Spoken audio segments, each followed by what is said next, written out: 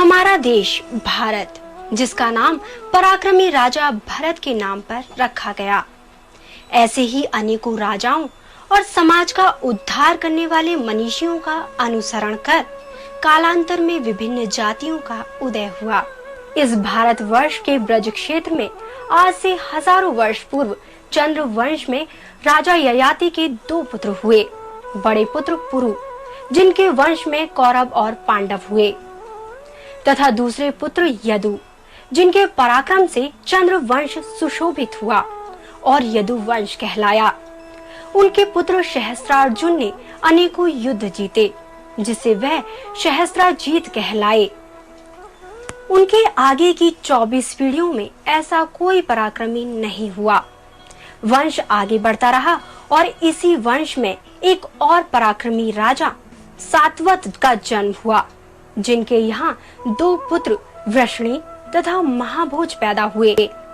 महाभोज, जिनके पराक्रम को पूरी दुनिया ने माना, तथा उनके भाई वृषणी, जिन्होंने सम्राट होने के साथ साथ अनेकों ऐसे कार्य किए जिससे आगे यह वंश वृषणी वंश कहलाया, जिसके वंशज आज वाषणे कहलाते हैं। वाषणे का अर्थ है वृषणी पुत्र। वृषणी के पुत्र हुए युद्धजित, उनके पुत्र अनमित्र। अनमित्र के पुनः वृषणी नामक राजा हुए, जिनके दो पुत्र थे, श्रुफल्क और चित्ररथ। श्रुफल्क बड़े थे। उनके यहाँ अक्रूर नामक यशस्वी बालक का जन्म हुआ, जिनके चरण में अपने पिता की तरह पद्म अंकित था। कहा जाता है कि जिनके पैरों में पद्म होता है, वहां चहुं ओर धन धान्य की वृष्टि होती है। उधर चित्ररथ के पुत्र वसुदेव हुए, जिनके यहाँ योगी राज श्री कृष्ण ने अवतार लेकर इस ब्रज की माटी को पवित्रतम बना दिया। इस तरह अक्रूर जी बाल कृष्ण लाल के चाचा हुए, क्योंकि श्री कृष्ण ने चंद्र वंश में राजा यदु और वृषणी जैसे प्रतापी तथा समाज का उद्धार करने वाले सम्राटों के वंश को आगे बढ़ाया। इसीलिए श्री कृष्ण यदु और वाषणे कहलाए। श्री कृष्ण ने वसुदेव जी के यहाँ जन्म लिया। आतताई कंस का आतंक बढ़ता चला गया। अक्रूर जी यमुना के उस पार के सामंत थे।